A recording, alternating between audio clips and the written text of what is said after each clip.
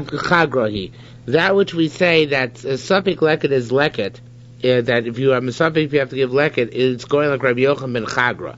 The Tana is learned Gershon is Gayer, a ger who converted, Vaislo Kamenik Teres, and he had grain which was already harvested, Achloni's Gayer prior to his conversion. Potter is exempt from giving pay on it, because obviously it was harvested prior to his conversion. Mishas Gayer, if after he was converted, he harvested his field chayev. He has to give pay on it because obviously now he's Jewish and he's chayev and pay. If he's not sure whether the harvest occurred before, prior to his conversion or subsequent to his conversion, because he was converting in somewhere other than where his field was located, so in that case, the first Tanakama says Potter, he's exempt from giving pay. Rabbi Yehuda, turning the page now, Chav Dalon Beis, Rabbi Yehuda ben Chagra mechayev. Rabbi Yehuda ben Chagra says you're chayev to give pay in that case because Rabbi Yehuda ben Chagra holds suffix leket is leket. When in doubt about leket or shikha or peah, you have to give it. Roshem Elaki Shomer Divra Akoli. No, everybody agrees that that's true in our case, not in the case of Rabbi Yehuda ben Chagra. In our case, everybody agrees if you have, let's say, the anthill, which has all the grain, and we're not sure which grain belongs, to the balabas, to the owner of the field, or to the poor person. So in that case, everybody agrees that suffix leket is leket. You have to give him whatever in the anthill. Over there, in that case where the ger converted, there it's machlokas. You know why? But again, where it says Omer Divrei Akoli, by us, everybody agrees. Yisrael shikaro chayav, so sfeiko chayav. Because by us, where he was Yisrael to begin with, and he's chayav definitively in Peah, so then if he's not sure, or leket shikam Peah, if he's not sure if he fulfilled his obligation or not, he's chayav, right? We're machmir him. A goy shikara potter, a goy who are in doubt whether he's chayav altogether, therefore sfeiko is potter, his suffix is potter. There's a general principle which we say in all dinei mamonos. We have a principle which says, if you have a case where Eini Yodea im Praticha, you don't know if you paid back a loan, then misafik you have to pay back the loan. If you say Eini Yodea mischayavti, I don't know if I became chayav in the loan altogether, if I have any chiyuv, so misafik I say I don't have to pay back the loan. Do you see the difference? If I admit that I took out a loan from you, but I don't know if I paid it back or not, in that case I have to pay. If I don't know if I have the very loan I took out, I'm a sipuk about that, in that case I don't have to pay. Okay, so this is the same thing. If I know that it's a Jew to begin with, and then the question is whether he gave pay or whether he's chayav and leket shechor pay says, like any day mean pratich, I don't know if I paid you back or not, I have to therefore give it to you. If it's a case where we don't know if the guy is Jewish altogether, so then it's a case of any day mischayavti, I don't know if I chayav altogether, perhaps I wasn't a chayav, perhaps I was a goy at the time, in that case then the guy does not have to give the suffix leket shechor pay. Is leket shechor pay considered the choshen mishpat? No. But it's a similar principle to the principle which exists by Choshen Mishpat. I'm drawing the parallel, but you're right, it's not exactly the same. Really, Leket Shich Peh is in your day, it's like Ichot Tzedakah, it's not in the Choshen Mishpat. It just happens to be that in this specific case there is a parallel. Correct. What about the principle of suffix deraisa l'chumra? Well, that generally doesn't apply, although I'm going to contradict myself right now and say that in matters of monetary law, we don't always say suffix deraisa l'chumra. So yes, on the one hand, this could be considered to be a case of Yerodea, but on the other hand, there are principles of Choshen Mishpat which apply here, such as you're not necessarily machmir in a suffix of dinei mamonos. But despite that, we are machmir. I will see why. We're going to bring up psukim. There are special psukim in which we learn why we're going to be machmir in suffix leket. Okay. Which makes it a Yerodea case, in fact, of suffix deraisa l'chumra. After we have those psukim, it becomes like a Yerodea case. Okay, says the Gemara, Rabbi Yochanan said, Kachiyam Meishiv, the Ridbaz here as the Girsa Melamed. Kachiyam Melamed Rameas Rabbi Yehuda ben Chadga. Rabbi Yehuda, this in fact was something which Rabbi Meir taught Rabbi Yehuda ben Chadga. Don't you concede to me that suffix leket is leket? So Rabbi Yehuda ben Chadga got this from his Rebbe, Rabbi Meir. There's also where a mayor responded to the Chachamim, when Chachamim said that you'll divide up the anthill, right, and take your chances. So a mayor said you should know that Suffolk Leket is Leket. When we nine Suffolk Leket, how we know that a Suffolk of Leket is Leket? Rav Shimon Nachman said, B'Shem Rabbi Yonasan, name Rabbi Yonasan, it says, Oni v'rash hatztiku. Poor people, destitute people, be matzik them, justify them. We learned that that means hatztikem adnosov, inclined towards him and giving him the gifts of leket shichon peah. So here you have it, right? Even though normally you say by dinim momentus there is no lochel safik d'oraisa l'chumra, here there is a principle which overrides that, a pasuk which overrides that. Another possible pasuk, Rabbi Shimon Lager Shem Bar Kapor says, Lo satem mishpat v'yonchol be'evrivo. Do not incline towards a poor person in his litigation. But you're not allowed to incline towards him in litigation. But when it's a question of giving him leket shichon peah, in that case you're allowed to incline towards a poor individual. On Rabbi Yochanan said, the kozako, and how pure Rebbe is that which Rebbe taught us, the same principle for another pasuk, Ta'azov. It says, Laniva ger Ta'azov, and we learned Ta'azov means Hanachel Fanechel Livnei Mishalcha, means leave your own stuff in front of them, not just the minimum leket shichon peah. In the case of Suffolk, you have to incline towards them. Amar Rabbi Law said, Ksiv, it says, Lagelia Som V'Amona, to the convert, to the orphan, to the widow, it shall be Ben mididcha, ben mididei havle. Means no matter what you can give him, whether it's his or yours, give it to him. So all these psukim are psukim which teach us that in Suffolk Leket, be machmir and give it as Leket. Okay? Says the Mishnah further, Hadron Locha Pe'ani Tennis. New Perek, 5th Perek. Gadi Shalo Lukat Tachtov. There's interesting halacha here. You piled up grain in your fields. But the thing is, you piled up your grain where there was leket of an ani underneath. There was leket, forgotten stalks, which you were underneath the pile which you made. So, in this case, we fine you. Any part of that pile of grain which touches the ground belongs to the aniyim, which is far more than the strand or two of leket which was actually there to begin with. But since you shouldn't have put the pile there, therefore we find you're going to have to give the bottom layer of the entire pile to the poor people. That's assuming someone finds out about it. We're thinking about those drug launderers in New York, Dr. Spindell. All right. I have an extra one tonight. Actually, this is my cheat book I'm giving you, Baruch.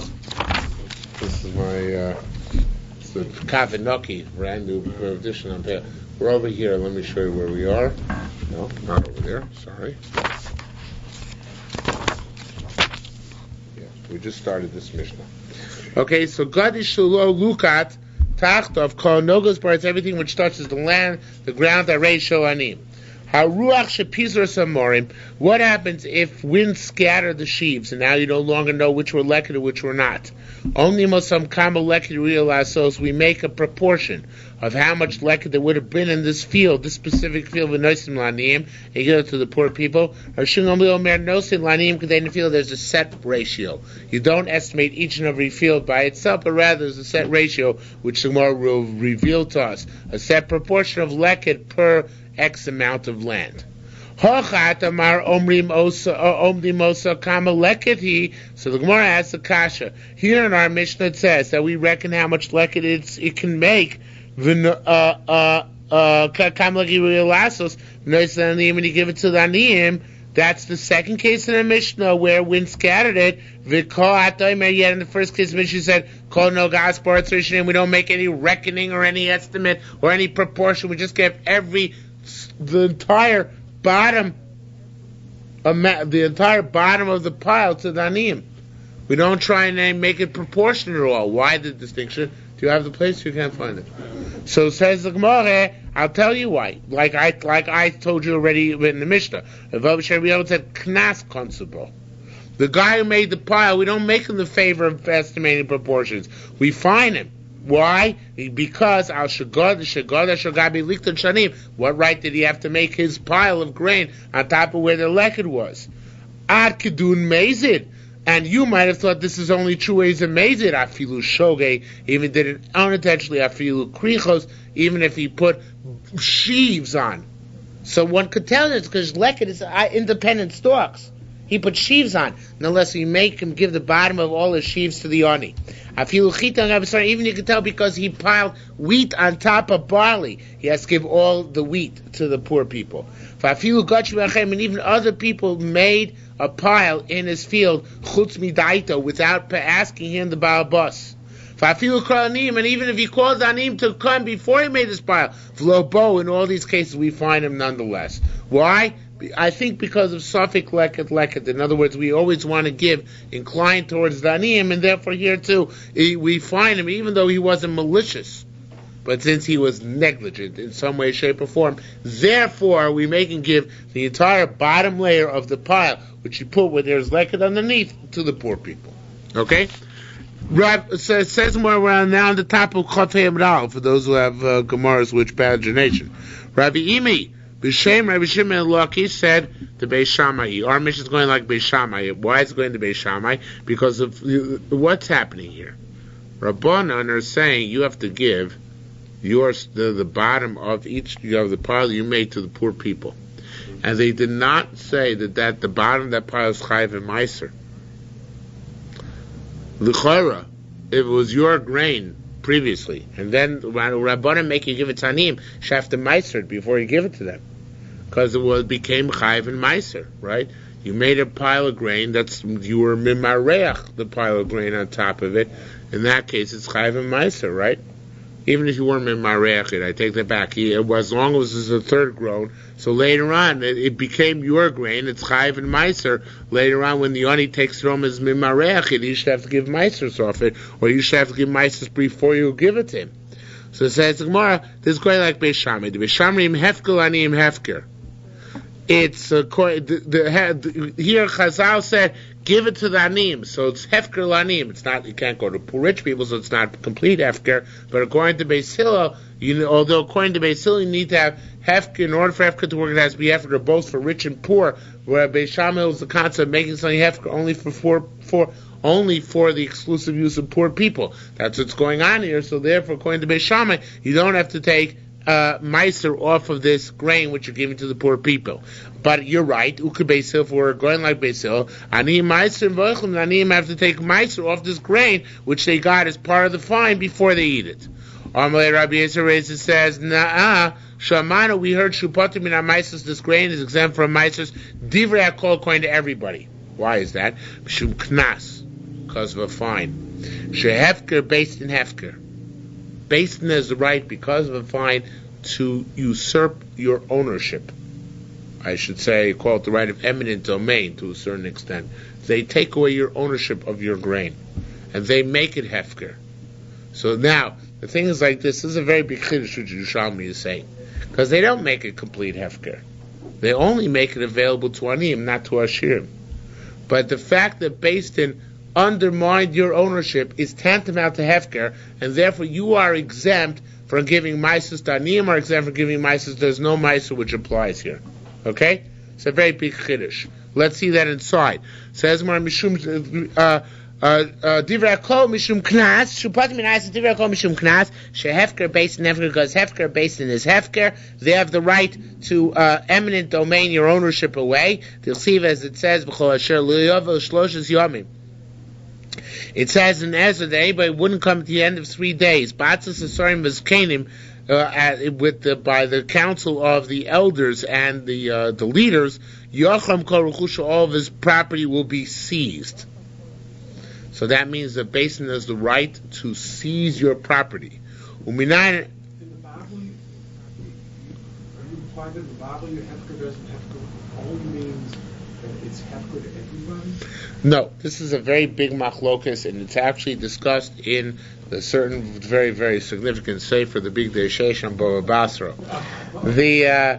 There's a big machlokas achronim. That's my sefer. There's a big machlokas achronim whether one can where hefker based in hefker can just undermine the ownership of the original owner, or also direct the object to a new owner? Can it just take away, or also be makna? For some reason, Yeah. it sticks in my mind, and I cannot pinpoint the whole concept. It strikes me that concept of hefker based and hefker is just to remove the ownership rights of that particular person to the property. That's the Marshal learns that out from the Gemara Yevamis. That's the first in the yeshivish circles. It's learned the first Dvar of Ram in the Chuvas Dvar of Ram discussed at great length. That's where everybody knows it from. It depends which pasuk we learn it from. Because one pasuk which we learn hefker based and hefker is from Chalukas Haaretz, which is not the pasuk brought down here. And the pasuk here is talked about you losing your property in case you don't come to a gathering which the rabbis decreed. So the way the people understand it is that if we learn out from the pasuk of losing your property, which is this pasuk over here, so it's only based on, we don't see a right of based on to take away. If however we learn out from the pasuk which says that they divided up Eretz Yisrael, so that means they have the right to give it to people as well. So the thing is, one would have to say here, in order to still, the question is though, the Yerushalmi seems to be saying a very big chiddush here. The Yerushalmi is saying that even though the hefker based in hefker here, they didn't allow this hefker, they took it away from you, the owner. They didn't. They didn't. It doesn't seem for the Yerushalmi that they actually gave ownership on it to the Aniyim, but they barred the Ashirim from taking it because they said this is only accessible to Ashirim. So this Tanim. So this they took away from you, made it only accessible to Aniyim. Nonetheless, that's considered to be sufficiently hefker in order to exempt it from Maisrus. Okay. So that's a very big chiddush, and the Yerushalmi has to prove that. Now the Yerushalmi is going to bring proof for that. And fascinating proof the Yerushalmi does bring. Just as Yes. an aside, this Gemara has Hevkir Laniyim and Hevkir Right. the base. The bays and the pay are interchangeable. They are interchangeable. In Yerushalmi, very often it does say hefker more than in the Bavli, but it means the same thing. So says the Gemara, Rabbi Yonasan Brei Rabbi Yitzchak Baracha. Oh, I'm sorry, I skipped. Uminayin Shupatim rises how we know that which is made hefker via the vehicle of hefker based in hefker is exempt from Maisrus. Rabbi Yonasan Brei Rabbi Yitzchak Baracha Shamallah Min Hadah. He learned it out from here. Emal Yimesar Shana. You cannot make a year a leap year. Lo b'shvius, not during Shemitah. V'lo b'motzoi shvius. Nor motzoi shvius. Why could you make a year a leap year during Shemitah? Humane reasons. Why not? 1 extra month. An extra month, you can't grow anything, right? Motzoi Shemitah either. Humane reasons. Why? A little bit more tricky, but should be able to figure it out. Why can't I make it a leap year? Add a month. Because Chodesh is going to be also another month. Because the leap month is Adar, right? So not going to be able to eat from the new crop until the Korban Omer is brought a month later. So that really stinks, right? They're going to be stuck, right? So therefore, you can't make Shemitah or Motzoi Shemitah leap year. What if Basin did it anyway? V'imavruah harezemu beres. It's mubar. Hey, the Chodesh Echad Shumoisiv, the extra month, is a rabbinically ordained month. Lo poter min ha-Maisrus isn't exempt from Meiser because it's a Shemitah year. So we see Rabbanan have the capacity to make things hefker and take away their chiyuv and Maisrus. If they add a year to Shemitah year, the month to Shemitah year, they are adding a month in which there's an exemption from Maisrus. It ever grows and exempt from Meiser. So Rabbanan have the right, so he says to Yerushalmi, to make things exempt from Meiser. Do you like that drasha? The Yerushalmi doesn't. You'll see in a minute. Why not? What's wrong with that You drasha? get the right to make the Ibram from Chodesh. Exactly, they get it to Raisa. Right, it's not a rabbinic decree. It's a Torah given privilege of Sanhedrin. Very good. Okay, not yet. We won't get there yet. In the meantime, Akidun Shvius. Until we understand why Shemitah you shouldn't add on an extra month. Motzoi Shvis Minan Al, Motzoi Shvis you shouldn't add an extra month. Amrei Avun Shalol Arbos Yisrael Chodesh, and not to have an extended Yisrael Chodesh. Rabbi Zira B'Shem Revo said, Hada Tamer, all this that you're not allowed to extra month is at Shalo Itir Rebbe Lavi Yerek Mechutzaretz, is before Rabbi Nasi allowed the Jews to import vegetables from Chutz La'aretz. However, once Rebbe allowed Jews to bring yerek, vegetables, chutzor, during Shemitah, he's shiur shnei shavua. So that between Shemitah and any other year of the 7, one can make any of them an Iber Yor, a leap year. Originally, they didn't like bringing in vegetables from chutzors because with the vegetables would come dirt. And we hold that dirt of chutzors is matame. But then, when times got tight, Rebbe started being matir to bring in vegetables. So once they started importing vegetables, there was little or no difference between whether you add in a month or not, since everybody knows the vegetables which grew in Chutz La'aretz are cheaper than stuff which goes in Eretz Yisrael. Still true in our day and age. So therefore, they at this point in time, later in history, you were allowed to add on an extra month, even to a Shemitah year, and you didn't have to worry about famine or such like. Tani, don't bring it from Chile. Tani, Amabrin, we learned that which you learned also. You don't make leap years in Shemitah, Motzai Shemitah. Harder the Tamar Birishon Shu Shonim Considra. That's originally when there was a special bracha on the 6th year. So then we said there was a special bracha for the exact amount of months, not for the additional month. But now there's no proper bracha on the 6th year anyway, for whatever reason. So he's shiur shnei shavua. It makes no difference. You have to plan ahead, like Rebbe did, and bring vegetables and Chutz La'aretz anyway. So therefore you can make a Shemitah year and an Iber year as well. Tani, we learned Shabbeis Rabban Gamliel Avru Motzai Shvis Miyad. Rabban Gamliel, in fact, in line with this sentiment, made an Iber year the year after Shemitah, Motzai Shemitah, and they were not impressed by the previous Gemara. Rabbi Avin said, in minado inat shma mina klum. If you want to bring a proof in there, there's no proof in there whatsoever. Like you said, Shamor is chodesh ha'aviv. It says that the Sanhedrin is in charge, the Raisa, of making sure that Nisan comes out to be in spring. Pesach comes out to be in spring. Shomrei she'avo v'chidusho. Make sure that Pesach comes in the new that spring comes in the month of Nisan. So therefore, there's no raya from that case that Hefker Basin can exempt from Maasros, because there's a Torah given right for Chachamim to extend the year. It's not a rabbinic right they're exercising.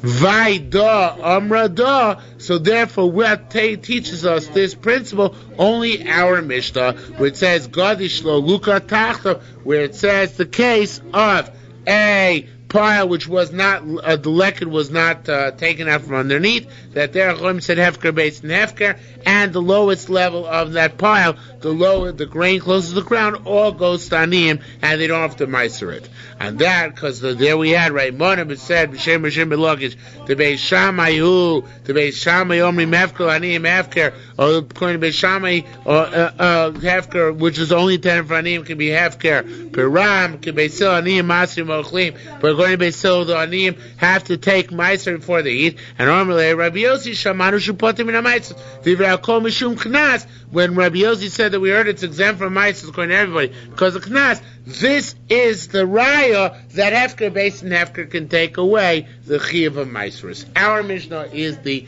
proof of that principle. Okay? Period. New issue. Rabbi Avoshem Yochanan said, Arbas kabin lakur. What is the ratio, the standard ratio? Rabbi Gamliel said in our Mishnah, Rishon Gamliel said, there's a standard ratio of foliage by which one measures universally all fields in the world. What is that standard ratio? 4 kav falls out of a core. So ask the Gemara, is that Rabbi Zera boy kum raivo?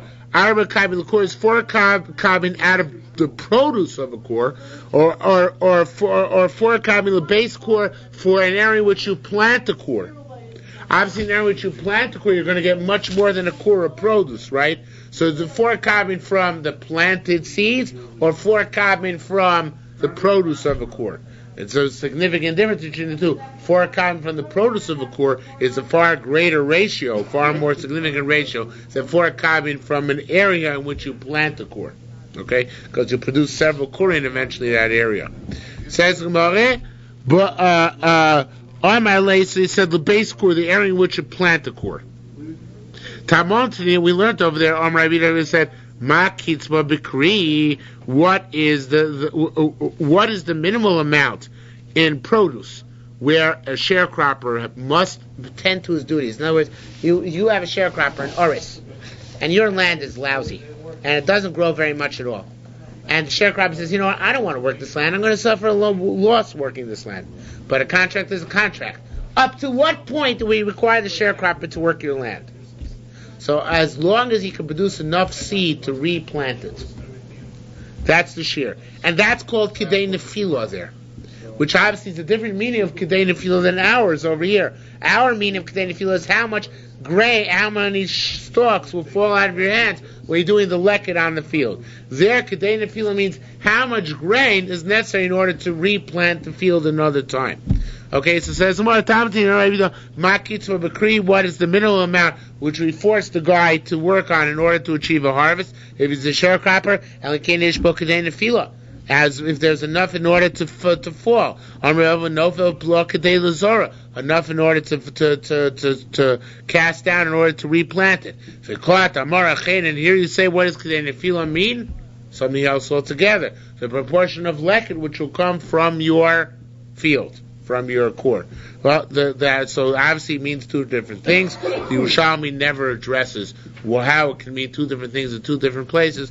Well, Maisa, it's not such a big kasha. Obviously, the Yerushalmi didn't feel necessary to address it for a reason. There can be a kidei nefila, might be a term which has one meaning here and pay another meaning in Bo Metzia, big deal. Okay? Says the Mishnah further. Shibola shebekatir. You have a case where you have a stalk. Everybody say, you have a case like this. I have here. You have a bunch of cuts here, of kama, standing grain over here. You have one grain. You have one stalk standing over here which you forgot to harvest. Okay, everybody see the case? So it says you the Bavli, the Mishnah. Shibola shibakatzir. You have a shiboles around which you've already harvested. But you bend it down so its head can reach over here where the standing grain still is. Okay? If you can bend it down and then harvest together with the rest of the grain, Harei Shabal Bayis, the Baal Bayis gets to keep it. If, however, enough space has developed between the one you forgot and these, so then it becomes zanim. Even though leket is normally not what you left standing in the field, rather what slipped out of your hand, and once you pass too far away from this, that's already also considered to be a din of leket. Why isn't it shikha? You're right. That makes it a shikha. I apologize. Scratch what I just said from the record. Delete that. Okay, that's what makes it shikha, right? If it's harvested with that which is standing, still remains belongs to the owner. Not a reishalanim. Shibola shaleket. If you have a stalk full of leket, shenisavra because it got mixed into a pile of stuff which is your own harvest. Meiser shibos achas v'nosilo. You're going to have to take meiser of one grain and give it to the oni. Because you have to give him a grain, that's how much you owe him. One grain of shalek got mixed into your pile. But you don't know if that's the one which was coming to that oni, so if you have to meiser it before you give it to him. So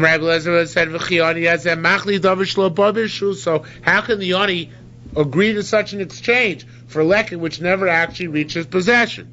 So Rebbe says you have to give the ani the whole gadish.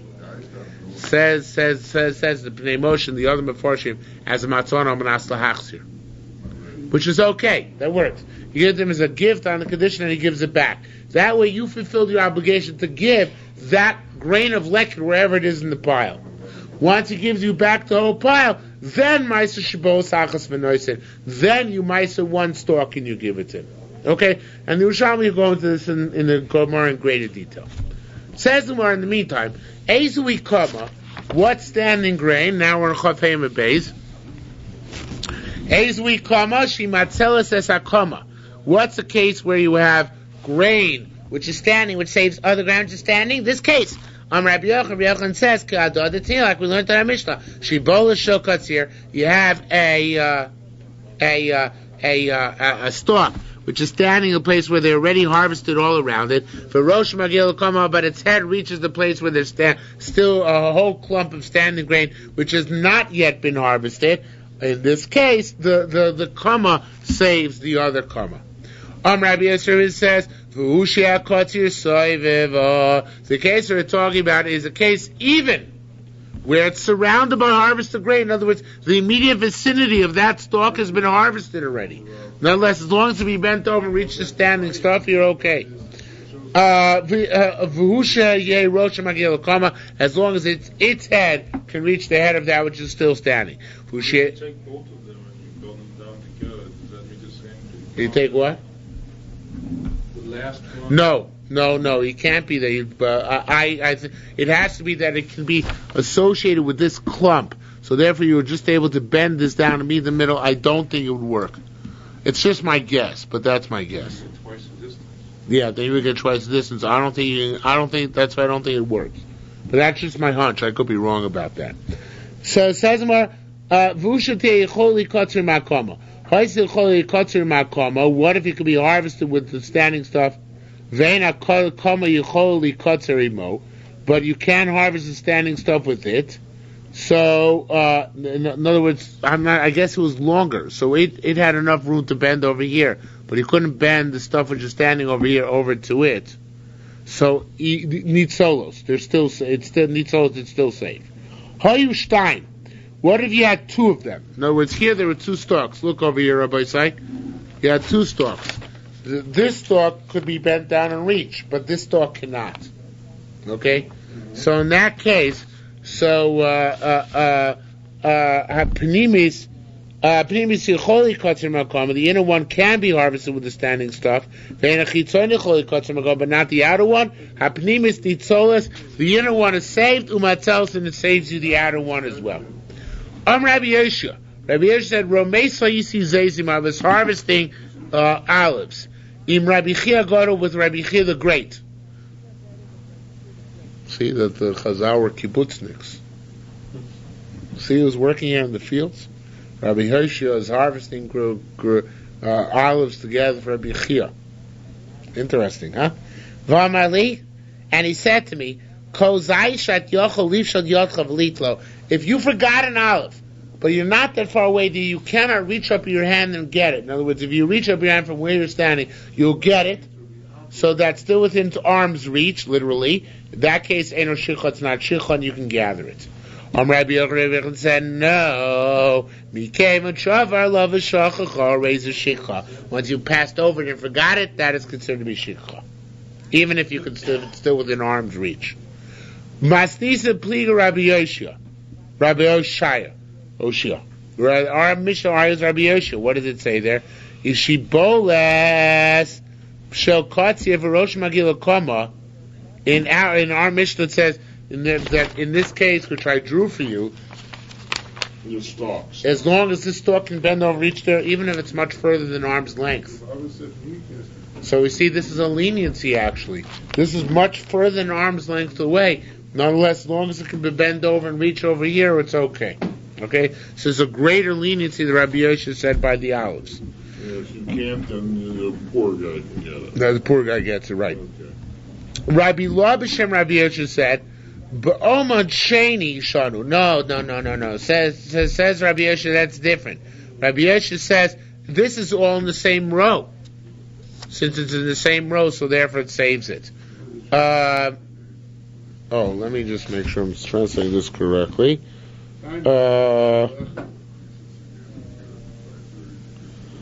Well,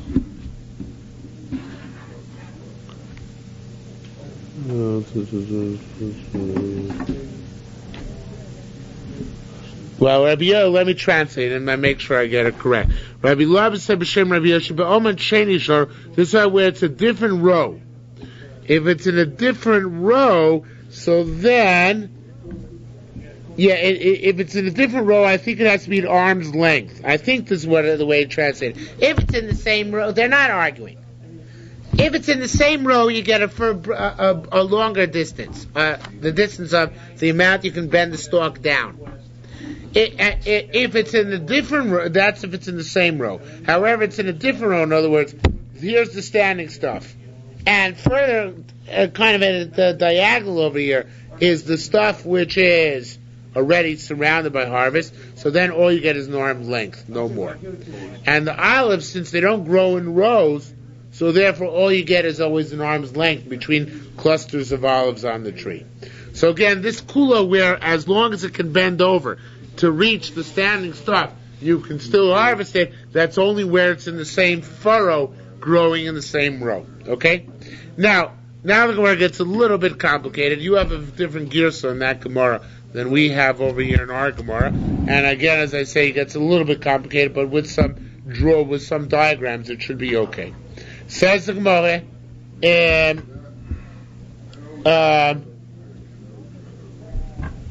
Davar shuroi lahatzil, something which is suitable to save, v'shachacho, and you forgot it. Mao shiyasa shikha. In other words, our case over here.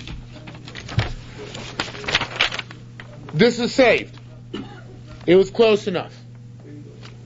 Then you harvested this and forgot it anyway. In other words, it was saved. You made due note of that, and then you continued to harvest. Now you harvested all of this. This is left standing. Can you go back and harvest it now? That's what Gemara is asking. Essentially, you forgot it twice. But once you saw it, though, you had in your mind. That's the question. That's exactly the question. Once you saw it and had in mind. Right. Does the machshava count, and is it saved for good or is it not saved for good? Okay? So it says right here, because the second time you forgot it, you didn't forget it, right? It's a new scenario. Right, it's a new scenario. It's hard for me to perhaps put it into precise terms. It's not an active forgetfulness. It's just an oversight. That's a oversight.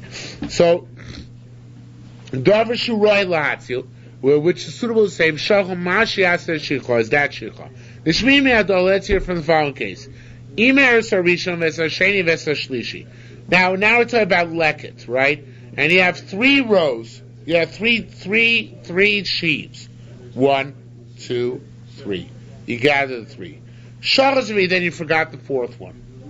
You forgot the 4th sheaf. So then, Is Tani, there are 2 brises about what happens when you forgot the 4th sheaf. Some say, Im Natos Chamishis, if you take the 5th one, skip the 4th and take the 5th, Harez is Shikha, then the 4th one is Shikha, it's forgotten, right?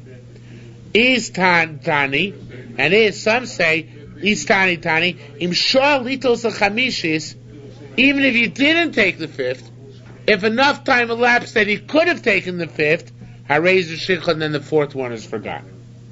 And they don't argue. Amar Rabbi Bun Rabbi Chia, Madamar Natos Chamishis, he who said that when does the 4th one become Shikha? When you took the 5th one, Kshiesham Shishis, when there's a 6th one there. Madamar Shalitos Chamishis, the opinion which says that enough time elapsed that he could have taken the 5th one, is Kshe'ain Sham Shishis, when there's no 6th one there. Now what does that mean? So now we have to know one principle here. The first one in a row is never shikha. Even if you forgot it, you can go back and take it. That's what we'll see later in the Masechta. What's the minimum shiur of a row? Take a wild guess. What would be the minimum shiur of a row?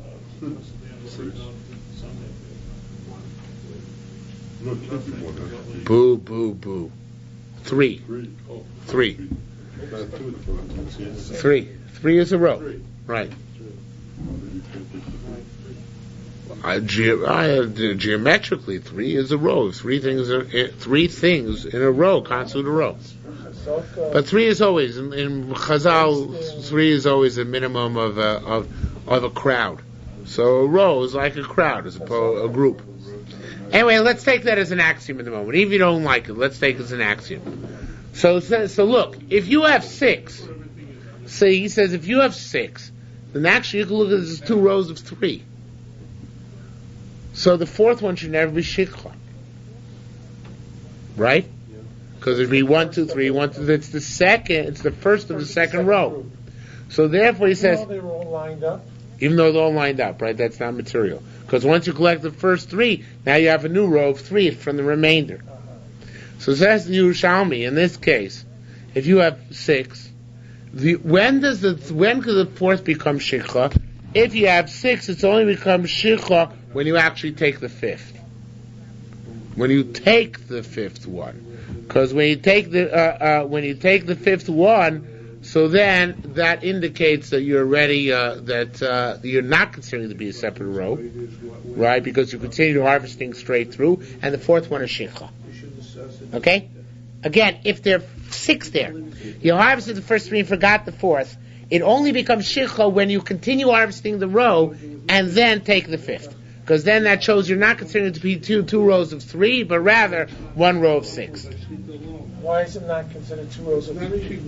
You took the first group of 3. Because you continued on. You didn't stop. You didn't stop. You continued on. Now, if you only have 5, though, if you only have 5, so when does the 4th one? Then there aren't 2 rows bichlal. There's nothing to talk about 2 rows. In that case, when does the 4th become shikha? When enough time has elapsed for you to have taken the 5th. Even if you didn't actually take it. Because that's already considered to be forgetting, which is, of course, moments. That's already considered to be forgetting. Again, when there's 6, so then the 4th one could be considered to be the first of a new row. The 4th one is not considered to be forgotten until you take the 5th, and that shows that you consider 1 long row. Otherwise, it can stay there for weeks and not become shikha. Shikha.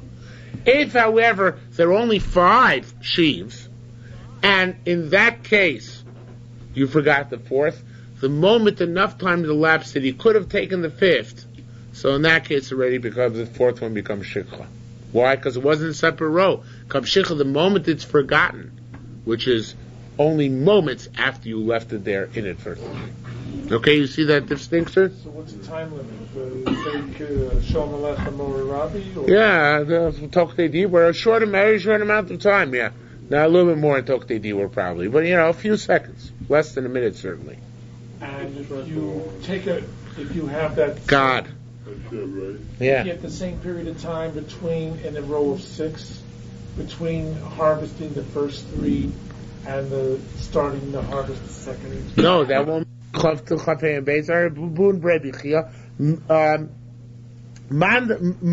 notas chamishis. He will say become shikha when you take the 5th. Sheisham shishis when there's a 6th one, because then the 4th one is considered to be the beginning of a row until such time as you. It's considered to be the beginning of a row until such time as you actually make the 5th and 6th part of the first row, right? Mandamayim sholitos chamishis. The one that says when enough time has elapsed for you to have taken the 5th, theoretically, which is moments, change from shishis when there is no 6th one. Now, so what are we talking about here? If it's a case where you haven't yet taken the 5th one, you just that enough time has elapsed. Lo kfar nireh lo dun esarvius b'shura. Isn't there enough time for you to look at the 4th one as part and parcel of the row? Just want to make sure I get this right.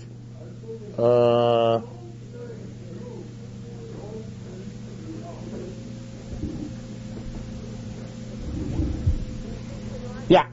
In the case where there are 6, and he took the 5th, why does the 4th now become shikha retroactively?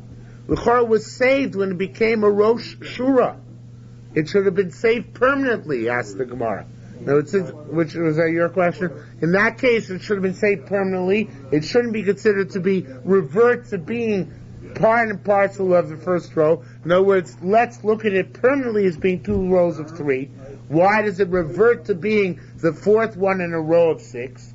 So it says, from this we conclude that even though originally it was suitable to be saved, because it could have been considered to be a new row. Once you forget it again, by going out to the 5th and continuing the row, it's considered to be shicha. So in other words, this saving grace, which this one had originally, it can lose again when you harvest this, all the rest of the crop and take it away.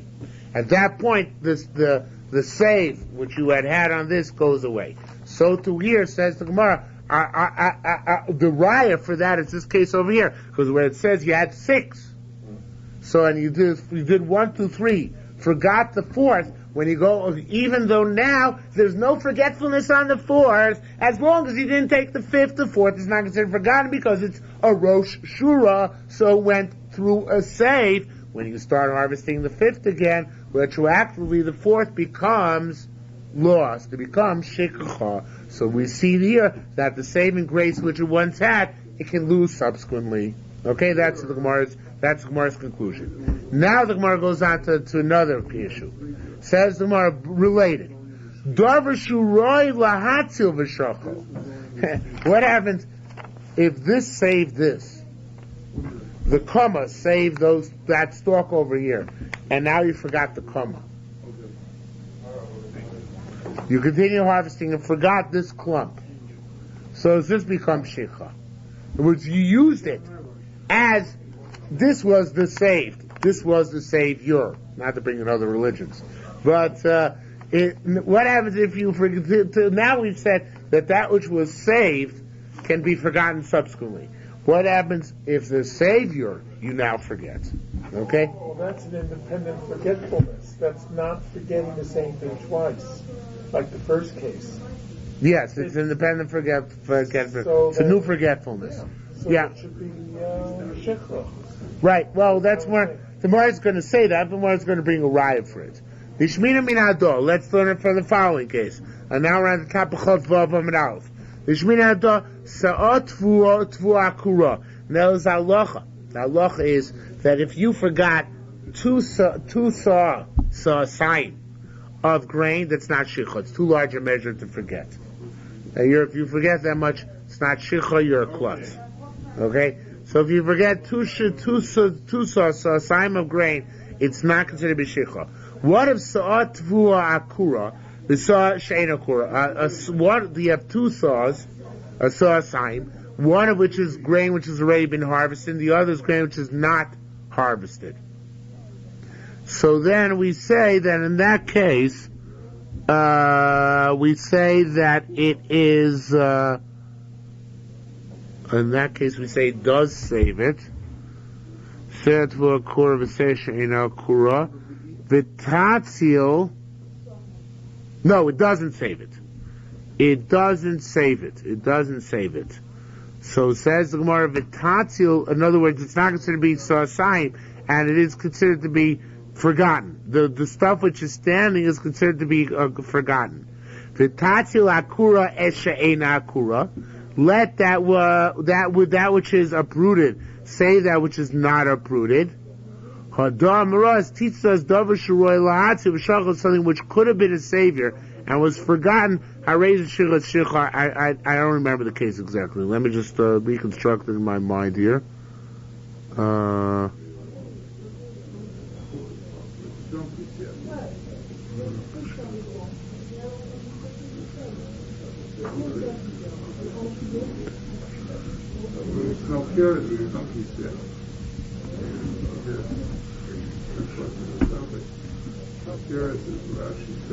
Okay, this is the case. Case like this. If you have grain, which is you have 2 saws, one of which is standing, one of which is cut. So the halacha is that the Yerushalmi is bringing it all down in short form. So I have to expand on the case. So I looked at the Ridbaz now to remind me what the case is. If you have a saw which is cut, and a saw which is not cut, so the saw which is not cut joins with the saw which is cut, to prevent the cut stuff from becoming shikha. But not vice versa. If you forgot, if the saw which is cut does not join with the stuff which is not cut to save it. Okay, so if the forgotten stuff, the stuff you forgot is the cut stuff, so the non-cut stuff joins up with that and makes a sign, and the cut stuff is not considered b'shikha. But if the forgotten stuff is the stuff which is standing, then the stuff which is cut doesn't join up with it in order to save it from being shikha. So the Yerushalmi says here, what do we see from here? We see even the savior, the standing grain, which saves the cut grain, cannot be saved by the saved. Once if you forgot that grain which was standing, which was initially your savior, then subsequently becomes shikha. Okay? So here we see that the standing grain, which was originally the savior, once it's forgotten, tough luck, that which is saved cannot retroactively turn around and save its savior. Okay? So that's what the Gemara says. So I'm reading again. Just like that which is standing saves that which is cut, let that which is cut save which is that it's standing, and it cannot do it. This is the savior, the shakha. Once it's forgotten, it raises shikha. It's considered a shikha. Rabbi said tipater. Learn it differently. Hakaitzer shura uma'amer shura. This is talking about perhaps a different case where you harvested one row, and you harvested one row, and you were bundling another row. And you forgot the kama before you forgot the sheaves. What he means to say is that you have again two rows.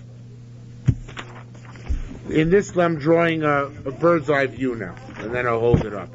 You have two rows. In this row, you forgot standing grain before you made bundles over here. Standing grain, bundles. So you forgot the standing grain before you made bundles. Says Rabbi Yonah, it might well be that if in the same row you have bundle grain, in other words, harvested grain, and standing grain, that the harvested grain turns around and saves. The harvested grain does join together with the non-harvested grain to make up a sosayim and save it from the parish of shikha. Here we're talking about a case where this grain was forgotten before you made bundles of this, and then you forgot this. So now there are two stages of forgetfulness. The forgetfulness on this came first, before you forgot this. Then you made sheaves of this and forgot this. This can't join back up now, since it happened in two stages. Where does it join together in order to make us a sign? Where they're forgotten at the same time or in the same row. So therefore, perhaps here says Rabbi Yonah, this is a special case. Perhaps normally, that which was saved could turn around and save the Savior. Here, however, the reason why that which is saved cannot save the Savior is because it happened at different stages in the harvest. Let's see that inside again. Rabbi Yonah said, say it by the following case. HaKoitzer shura, you harvested a row, Uma'amer shura, and you are now bundling that row, but you already forgot another row, before you forgot this row which has the bundles in it, and therefore there's no way that they can join together, because by the time you made the bundles and forgot them in the second row, you already forgotten the other row previously, and therefore there's no way for it retroactively to join up. Is it a general principle, whatever's been cut can still be saved, but cannot save it. Unless you forget both together. That's what Rabbi Yonah is saying. He's saying if you forgot simultaneously stuff which is standing and stuff which is harvested, then they can join together and make sosayim. But if you forgot it in stages, then it can't join together and make sosayim. Okay, that's the end of the hard part. Let's go on now to some easy part. Okay, so getting back to our Mishnah. Our Mishnah said, let's just go a little bit further. Okay, so our Mishnah said that if, do you mind going another 5 minutes? Your mother's not here tonight, right? No. It's 9 o'clock. No. It's 9 o'clock. Oh, fine. Okay, so our Mishnah said that if you lost a piece of leket in your pile, so you have to give the ani a piece of leket, but you won't know if it's the leket you're actually giving him. So therefore, the Yerushalmi says, the Mishnah said that you have to meiser a piece of grain and give it to him, right? Give meiser a piece of grain and then give it to him, lest the piece you're giving him is the one which is chayiv in meiser. So it says the Gemara, okay, so what do you do? Maybe shtei shibolim, you bring 2 stalks. Vaymer says, im leket, if this one which I'm giving you is the leket, fine. Harei ziyofet, fine and good. It's not chayiv meiser.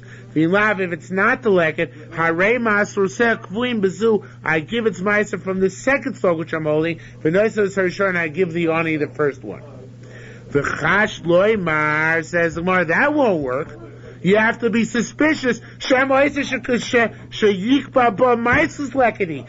the second one is the leket one, and you can't make that meiser.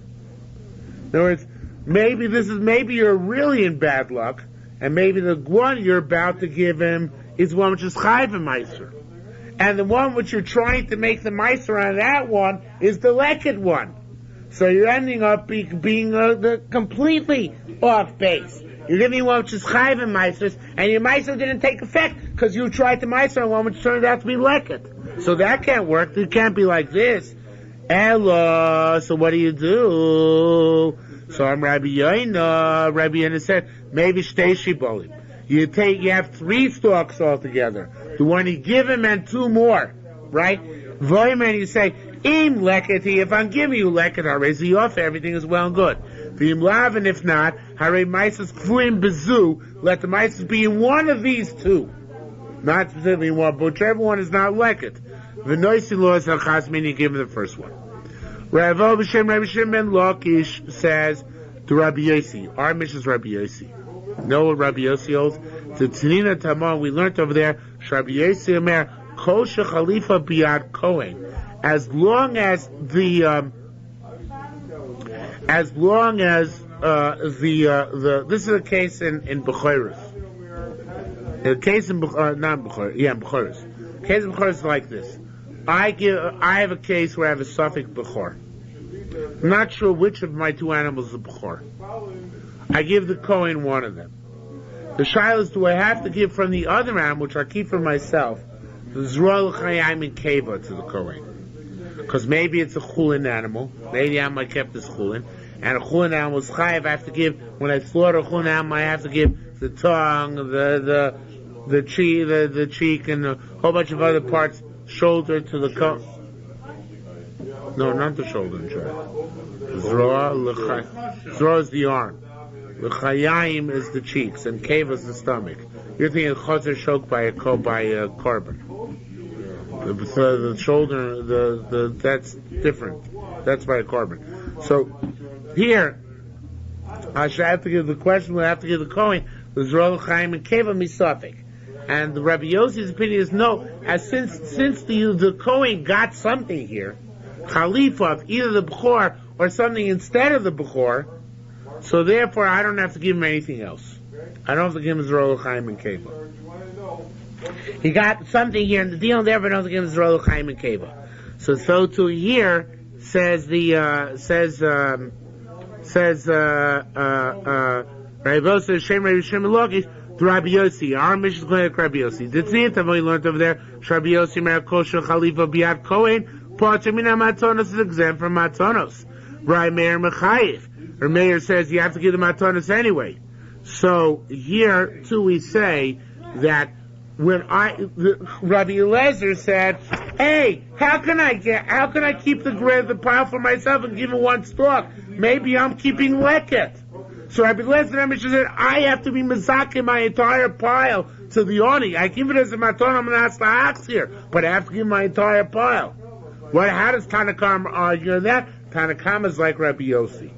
Just like Rabbi Yossi said, anytime the Kohen got something, you don't have to give the Zroa l'chayim and keva. So here, the oni got something. He got either the leket, when he gave him that 1 stalk, he got either the leket or the chalifin of a leket. So that's all. You don't have to give him anything else. That's sufficient. You don't have to give him the leket itself as long as you give him the exchange thereof. That's the opinion of Rabbanan who argue Rabbi Eliezer say you don't have to give him the whole pile. Okay? Amar Rabbi Ba said, Div Rabbi Yesi, Tzorich lizkoso l'kohen. No, says Rabbi Ba, even according to Rabbi Yossi, you have to give to the Kohen, you have to give him, you have to be mocked at him. You might not have to give it to him, but you have to be mocked at him. Amar Rabbi Yossi, the Amora said, Hadad Rabbi Ba, that which Rabbi Ba said in the name of Rabbi Yossi the Tana, that you have to be mezakir to the Kohen, the Zroel Chaim Akeva, pligi ad Rabbi Reish Lakish. It's argues Rabbi Shimon Lakish. Shimon Lakish says you don't have to. He said Kosh Chaliva Biat Kohen. You don't have to be makted to the Zroel Chaim and Keva, and in our case you have to be makted the Leket. The Tzanina Taman we learned over there. Elam Zakis Ani B'Chlal Gadish. Only according to Rabbi Eliezer. Not do you have to give the oni the entire pile as a matonim and aslachzir u'ma'aser shibos achas v'noisin lo. Rabbi Ba said, this is what Rabbi Shloki argues on. Did Rabbi Yossi tzorach lezakoso lekohen? That according to Rabbi Yossi as well, you have to be mazak to the kohen. Have a lace hood Rabbi Yossi. So it comes out that this opinion of Rabbi Ba in the name of Rabbi Yossi is not going like Rabbanan in our Mishnah, but like Rabbi Eliezer in our Mishnah. Now, the language here is convoluted, so I'll just say it outside in order to make it clear. Reish Lakish said that Rabbanan in our Mishnah hold like Rabbi Yossi over there. Rabbi Yossi over there holds Kol Shechalif Yad Kohen, you don't have to give Zroel Chaim Akeva. Here too, Rabbanan hold you don't have to give the whole pile. You give him one grain. That's Chalife Leket. It's good enough as if you gave him the Leket. Along comes here Rabbi Ba in the name of Rabbi Yossi, and he argues. And he says, even according to Rabbi Yossi over there in B'chayris, you have to be mezakah to the Kohen, the Zroel Chaim and Keva, in the animal that you retain. And so to here, Rabbi Yossi would therefore hold like Rabbi Eliezer, who holds you have to be mezakah to the oni, the entire pile. As a matana manas la'achzir. You get to keep it afterwards. After you give it to him, you get to take it back. Because all he really deserves is one stalk. But since you don't know which is which, so therefore you have to give him as a matana manas la'achzir the whole pile. Okay, that is in line with what Rabbi Ba ascribes to Rabbi Yossi over there, that you have to officially at least give the Zroel Chaim and Keva to the Kohen. So it's Machlokas, Reish Lakish, and Rabbi Yossi, and Rabbi Ba, how to understand according to Rabbi Yossi, Kosh Chalifa Biat Kohen, does that exempt you from any Zroel Chaim and Keva whatsoever, or do you still have to give it at least as a Matana Manas La'achzir? And so too the question is, who would Rabbi Yossi hold like in our Mishnah? Would you hold like Tanakama, that all you give is one stalk, or would you hold that you have to be Mazaka the entire pile, at least as a formality, as Rabbi Eliezer says? There's a difference, though, in the chorus, because there the Kohen deserves at least one animal, and from the other animal, whatever it is, he deserves the Yisrael Chaim. Here, the only deserves one stalk, regardless of whether that stalk is mixed in with 100 stalks or 2 stalks. Yeah, they're right. There is a difference between the cases. That's true. That's true. Rabbi Yossi, right. There is a difference between the cases. Well, there are Pnei Moshe discusses that there should be that difference, but let's not get into that now. But you're right. There is a difference between the cases, and the Meforshim pointed out. Amar Rabbi Mana. You know what? It's late here. We'll leave Rabbi Mana for tomorrow. Rabbi Mana discusses it further. We'll come back to this tomorrow.